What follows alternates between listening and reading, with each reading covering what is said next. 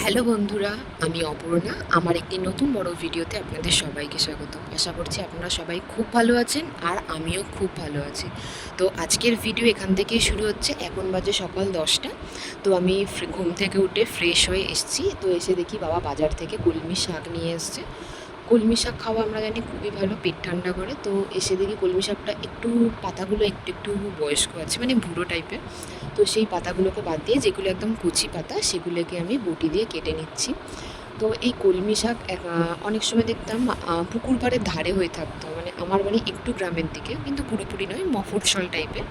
তো ওখানে দেখতাম ওই কলমি শাকগুলোকে তুলে তুলে আনতো পুকুরের ধার থেকে থেকে, মানে কলমি শাক বেসিক্যালি ওই জলা জমিতেই হয়ে থাকে। তো আপনাদের সাথে গল্প করতে হবে, কলমি শাকটা কাটাও হয়ে গেল। এবারে কলমি শাকটা কাটার পর শাকটা কাটা হয়ে গেছিলো, তো কাটা হয়ে সব একটা প্যাকেটে আলাদা সরিয়ে রাখলাম। আর করব হচ্ছে মুসুর ডাল। এটা একটা নতুনত্ব মুসুর ডাল হবে, মানে এটা আমি আমার মায়ের থেকে শিখেছিলাম। কাঁঠাল আমি খুব একটা খেতে ভালোবাসি না, কিন্তু কাঁঠালের দানা দিয়ে মুসুর ডাল খেতে খুব ভালো লাগে।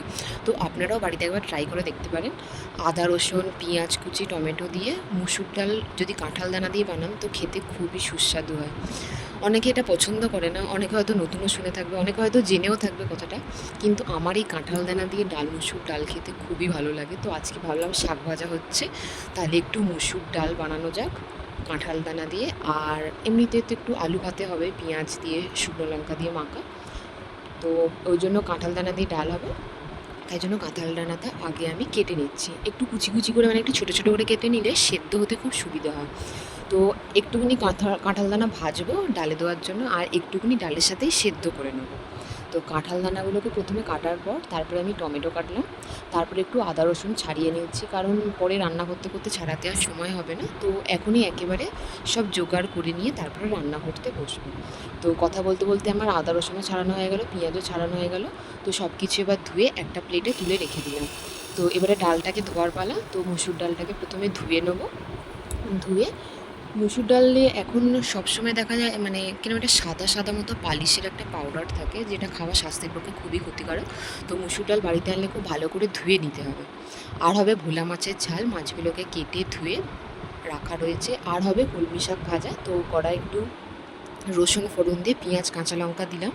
তো পেঁয়াজ লঙ্কা আর রসুনটাকে খুব ভালো করে ভেজে নেবো লাল লাল করে, তারপরে কলমি শাকটাকে দিয়ে একটু নুন দেবো, দিয়ে চাপা দিয়ে দেবো। তো কলমি শাক থেকে যে জলটা বেরোবে সেই জলেই কলমি শাকটা ভাজা হয়ে যাবে। তো ভাজা কলমি শাকটা হয়ে গেছে, এবার আমরা তুলে নেবো। এবার মাছের ঝালের জন্য ভোলা মাছটাকে নুন আর হলুদ দিয়ে একটু ভেজে নেবো, মাখিয়ে। ভোলা মাছ না খুব নরম, তো ভাজতে খুবই সমস্যা হয়। তো তেলটাকে প্রচণ্ড পরিমাণে একটু গরম করে নিতে হয়। নেওয়ার পরে মাছটাকে ভেজে তুলে রেখে ওই তেলেই জিরে আলু দিয়ে আগে প্রথমে ভেজে নেবো, নিয়ে তারপর পেঁয়াজটা দেবো, দিয়ে একটু নাড়াচাড়া করে টমেটো আর কাঁচা লঙ্কাটা দিয়ে দেবো। তো টমেটো আর কাঁচা লঙ্কাটা একটু নরম হওয়ার জন্য একটু নুন দিয়ে দেবো, যাতে টমেটোটা নরম হয়ে যায়। তো টমেটো নরম হয়ে যাওয়ার পরে তাতে নুন মশলা হলুদ জিরে সব কিছু দিয়ে চাপা দিয়ে দেবো। মশলাটা একটু কষিয়ে নেবো, যাতে মশলার কাঁচা গন্ধটা একদমই না থাকে, কারণ তরকারিতে মশলার কাঁচা গন্ধ থাকলে একদমই খেতে ভালো লাগে না। তো তার জন্য একটু মশলাটা কষিয়ে যেই জলটা ফুটে উঠবে তখন আমরা মাছটাকে দিয়ে দেবো। তো আপনাদের সাথে গল্প করতে করতে মাছের ঝালও আলু দিয়ে কমপ্লিট হয়ে গেল। এবারে মাছের ঝালটা নামিয়ে নেবো, কিন্তু মাছের ঝালটার টেস্টটা কেমন হচ্ছে সেটা বুঝতে পারছি না। তো তার জন্য বাবাকে খেয়ে দেখালাম, দেখিয়ে দেখলে মাছের ঝালটা হয়ে গেছে। তো তারপরে ডালটা সেদ্ধ করতে বসিয়ে দিয়েছি। ডালটা সেদ্ধ হয়ে গেলে কাঁঠাল দানাটাও দিয়ে দেবো ওর মধ্যে। এবার ডালটা ফোড়ন দেবো। তো বলেছিলাম না একটুখানি কাঁঠাল দানা ভেজে দেবো, তাই কড়াইয়ে জিরে দিয়ে তার সঙ্গে একটু পেঁয়াজ দিলাম, দিয়ে কাঁঠাল দানাটা দিলাম।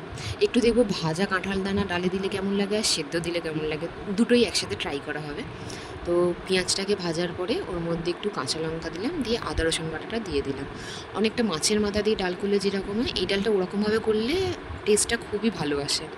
তো তারপরে নুন নুন লঙ্কা জিরে সব কিছু দিয়ে তার উপরে টমেটোটা দিলাম, যাতে টমেটোটা একদম গুলে না যায়, আবার একটু আস্তে আস্তে থাকে, যাতে ডালের সাথে খেতে খুবই ভালো লাগে।